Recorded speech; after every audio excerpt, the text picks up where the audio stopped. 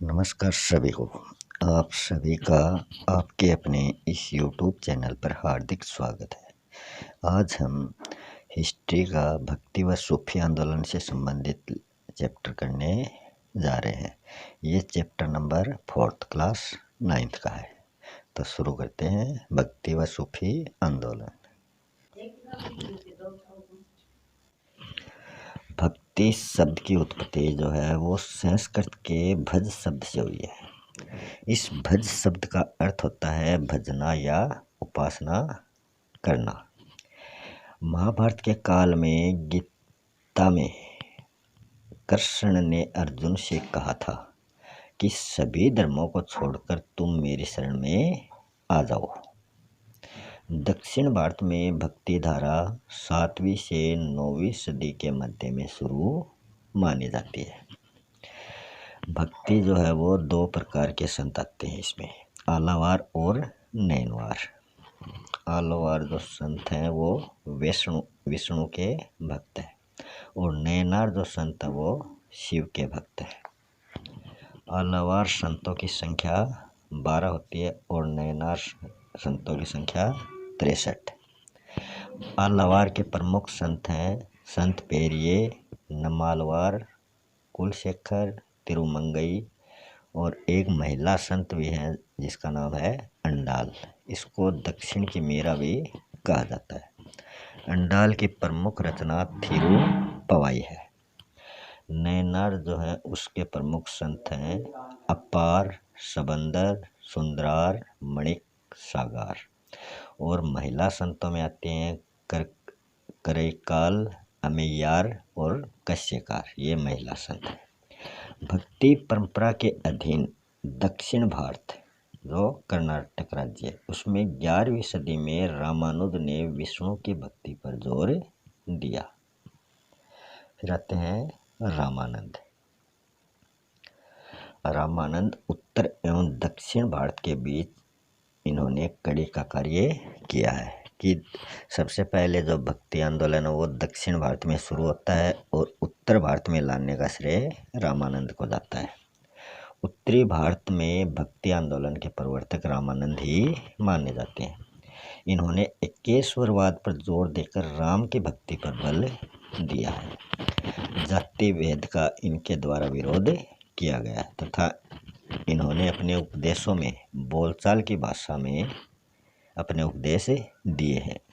ये स्वयं तो सगुण थे परंतु इसके जो शिष्य हैं वो अधिकांश निर्गुण थे। इनके प्रमुख शिष्य हैं रैदास, कबीर, धन्ना, पिप्पा, सेना, पद्मावती, सुरसरी व सगना। फिर आते हैं कबीरदास। इन्होंने जातीय असमानता का विरोध करके कर्म की श्रेष्ठता पर बल दिया है। ईश्वरीय एकता के कारण हिंदू मुस्लिम सभी इसके अनुयायी बन गए थे। इनके जो उपदेश हैं वो साखी व पद में मिलते हैं और इन्होंने अपने उपदेशों में बाहरी आडंबरों का विरोध किया है। इनके भजन जो हैं वो गुरु ग्रंथ साहिब, पंचवाणी और बीजक में मिलते हैं। बीजक जो है इसके रचयिता धर्मदास माने जाते हैं। कबीरदास जी का कथन है कि ईश्वर एक है, बाकी सभी क्या है इसके परिवर्तित रूप है। वो कहते हैं कि मेरे लिए राम रहीम काशी मक्का हो जाते हैं। यदि कोई मुझे हिंदू कहे तो सत्य नहीं और कोई मुस्लिम कहे तो ये भी सत्य नहीं है। फिर आते हैं रविदास जिसका वास्तविक नाम है हरेदास। ये जाति से चमार थे तथा ये मीराबाई के गुरु माने जाते हैं। इनको कबीरदास जी ने संतों का संत कहा है। इन्होंने बाह्य आडंबरों का विरोध किया, जिस प्रकार कबीरदास जी ने किया उसी प्रकार इन्होंने किया है और मन की शुद्धता पर बल दिया है। कबीरदास जी ने कर्म पर बल दिया है। ये कबीरदास जी के समकालीन थे। इनका कथन है सब में हरि है, हरि में सब है। दूसरा कथन है ऐसा चाहो राज में जहाँ मिले सबन को अन्न। छोटे बड़े सब सम बसे रविदास रहे पर्सन। फिर आते हैं संत पीपा जी। ये गागरोन के शासक थे। इनका वास्तविक नाम जो था वो प्रताप सिंह खींची था। इनकी जो छतरी है वो गागरोन दुर्ग झालावाड़ में बनी हुई है। वृंदावन जाकर ये रामानंद के शिष्य बनते हैं और दर्जी समुदाय के जो लोग हैं वो पीपा जी को अपना आराध्य देव मानते हैं। इनकी जो गुफा है वो टोंक जिले में टोडा तहसील में निर्मित है और इनका जो मंदिर है वो समदड़ी बाड़मेर में बना हुआ है। फिर आते हैं संत धन्ना जी। ये राजस्थान में भक्ति आंदोलन के प्रवर्तक माने जाते हैं। इनका जन्म टोंक जिले के धुवन गांव में जाट परिवार में होता है। इन्होंने मोक्ष प्राप्त करने का मार्ग गुरु की भक्ति को बताया है। फिर आते हैं दादू दयाल जी, जिनको राजस्थान के कबीर के रूप में जाना जाता है।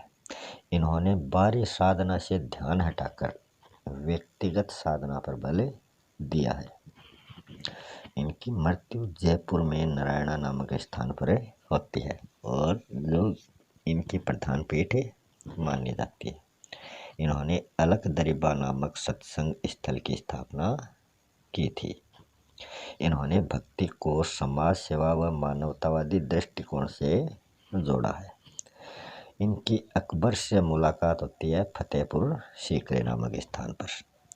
इनके जो उपदेश हैं वो दादू दयाल रिवाणी और दादू दयाल दोहा ग्रंथों में संकलित है, जिनकी भाषा ढूंढाड़ी या सदोकड़ी मानी जाती है। इनके जो गुरु हैं वो वरदानंद थे।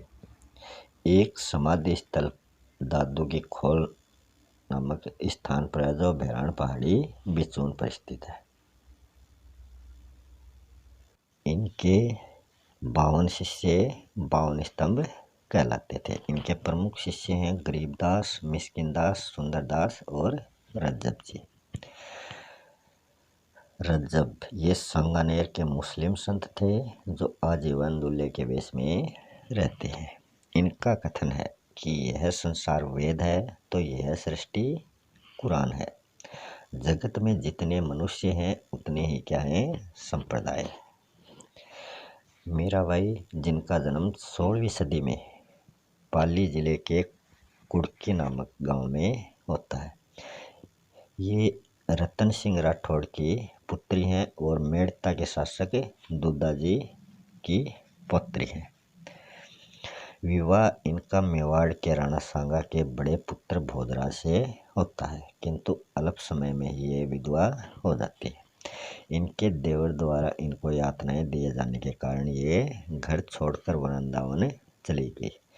वृंदावन से डाकोर नामक स्थान जो द्वारका गुजरात में है वहाँ चली जाती हैं और वहाँ श्री कृष्ण की भक्ति में रणछोड़ जी की मूर्ति के आगे नृत्य करते हुए संसार इनके द्वारा त्याग दिया जाता है। ये उस मूर्ति में समाहित हो जाती हैं। इनकी जो भक्ति है वो माधुर्य भाव की है और इनके द्वारा दासी संप्रदाय चलाया गया था। इन्हें राजस्थान की राधा और राजस्थान की राबिया भी कहा जाता है। इनका भजन है मेरे तो गिरधर गोपाल दूसरों ने कोई, नरसिंह जीरो मायरो रतन खाती द्वारा रचित मानी जाती है। गुरु नानक देव का जन्म 1469 ईस्वी में तलवंडी पाकिस्तान में होता है। ये सिख पंथ के संस्थापक माने जाते हैं तथा निर्गुण उपासना के ये समर्थक हैं। करतारपुर में रावी नदी के तट पर सभी के लिए इन्होंने लंगर की व्यवस्था की थी। उपासना व कार्य के लिए इन्होंने धर्मशाला की स्थापना की जो गुरुद्वारे के रूप में जाना जाता है। इनका कथन है ना कोई हिंदू है ना कोई मुस्लिम है। इनके जो शिष्य हैं मर्दाना वो सारंगी बजाकर उपदेश देते थे। गुरु नानक देव ने गुरु पद को खत्म करके प्रथम पद शिष्य लहना गुरु पद शुरू किया और सबसे पहले गुरु पद अपने शिष्य लहना जो अंगद के नाम से जाने जाते हैं को दिया और ये पद योग्यता के अनुसार दिया जाता था। गुरु ग्रंथ साहिब जो सिखों का प्रमुख धर्म ग्रंथ है।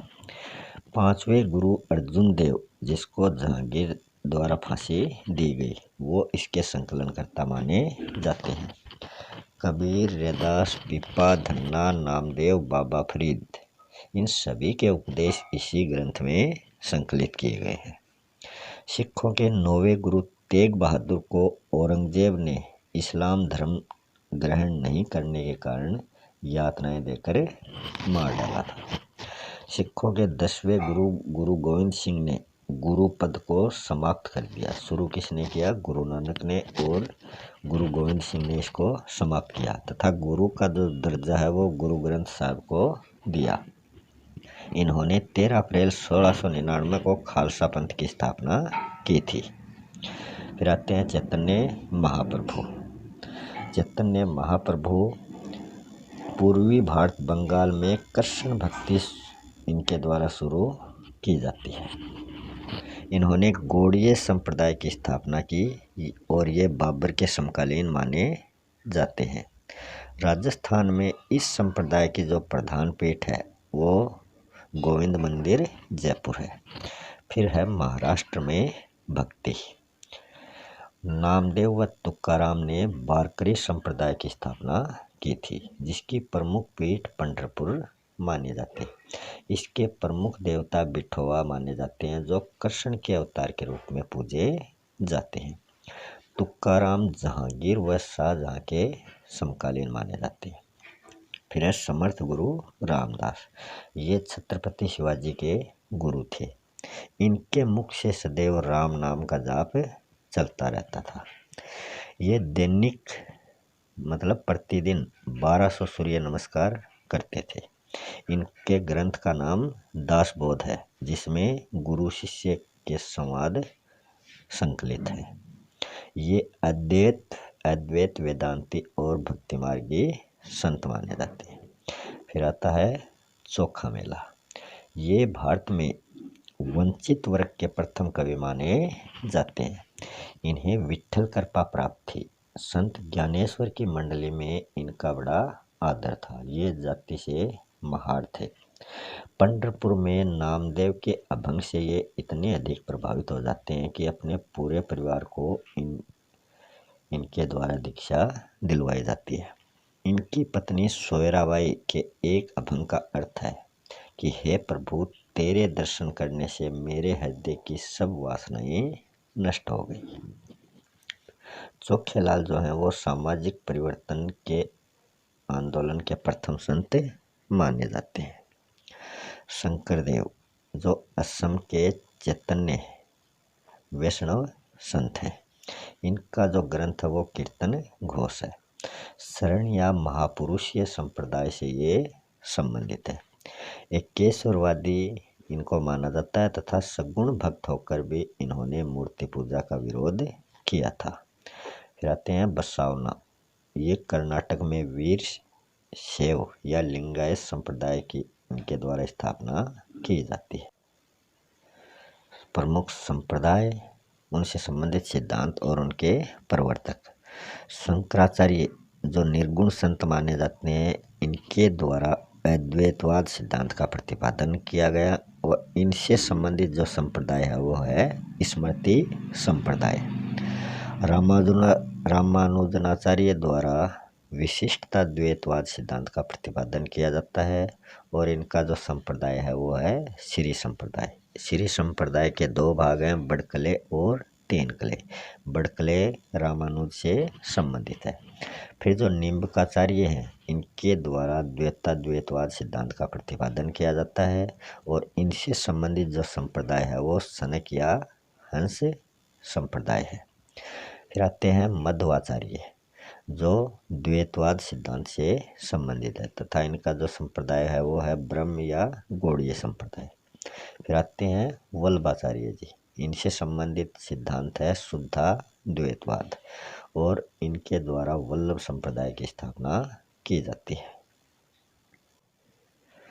निम्बार्क संप्रदाय जो है, इसमें राजस्थान में इसकी जो प्रधान पीठ है वो सलेमाबाद, किशनगढ़, अजमेर में है। इसमें राधा कृष्ण की युगल रूप में पूजा की जाती है। फिर आता है वल्लभ संप्रदाय। राजस्थान में इस संप्रदाय के प्रधान पीठ श्री नाथ द्वारा सिहाड़ में है। इसकी जो मूर्ति है वो दामोदर महाराज मथुरा वृंदावन से लेकर आए थे। इसमें जो वो है कृष्ण के बाल रूप की पूजा की जाती है।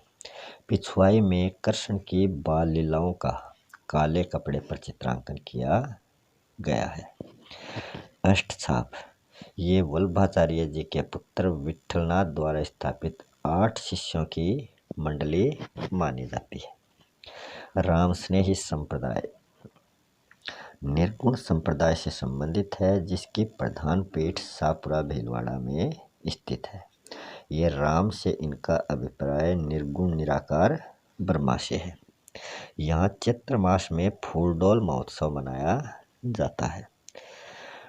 रामचरणदास जी टोंक का मूल नाम राम किशन विजयवर्गीय माना जाता है। फिर इनकी जो पीठ है रेण नागौर की पीठ से संबंधित संत दरियाव जी हैं। खेपाड़ा जोधपुर की पीठ से संबंधित रामदास जी हैं और सिंहतल बीकानेर से संबंधित पीठ के संत हरिराम जी हैं।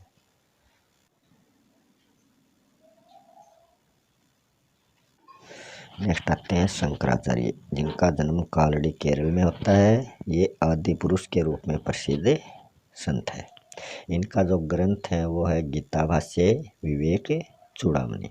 शंकराचार्य की जो प्रमुख पीठ है वो है ज्योतिष पीठ बद्रीनाथ उत्तराखंड में है। गोवर्धन पीठ पुरी उड़ीसा में है। शारदा पीठ द्वारिका गुजरात में है। श्रृंगेरी पीठ मैसूर कर्नाटक में है। फिर आता है सूफीवाद। सफ़ यानी सफ़ेद ऊन का कपड़ा ये पहनते थे। इस्लाम के एकेश्वरवाद का इनके द्वारा पालन किया गया। फिर आते हैं ख्वाजा मोइनुद्दीन चिश्ती। 1192 ईस्वी में चिश्ती अजमेर आए थे। इनके शिष्य हमीदुद्दीन नागौरी ने सुवल गांव नागौर को अपना केंद्र बनाकर इस्लाम का प्रचार किया था। चिश्ती के मुरीद उन्हें ख्वाजा साहब या गरीब नवाज के नाम से याद करते हैं। हजरत निजामुद्दीन औलिया जो दिल्ली से संबंधित है, इनके विचार में संगीत ईश्वरीय प्रेम एवं सौंदर्य से साक्षात्कार करने का अनूठा माध्यम है। अमीर खुसरो इनके शिष्य माने जाते हैं। फिर है कुतुबुद्दीन बख्तियार काकी का संबंध दिल्ली से है। बाबा फरीद का संबंध पंजाब से है। सूफी मत के 4 संप्रदाय हैं, चिश्ती संप्रदाय, कादरी संप्रदाय, नक्शबंदी संप्रदाय और सोहरावर्दी संप्रदाय। फिर है सूफी व भक्ति आंदोलन में क्या क्या समानता है। ईश्वरीय प्रेम द्वारा मानवता का मार्ग प्रशस्त करना, गुरु का महत्व व नाम स्मरण, सच्ची साधना व मानवता से प्रेम, ईश्वर की एकता तथा व्यापकता, संसार की क्षणभंगुरता व जीवन की सरलता।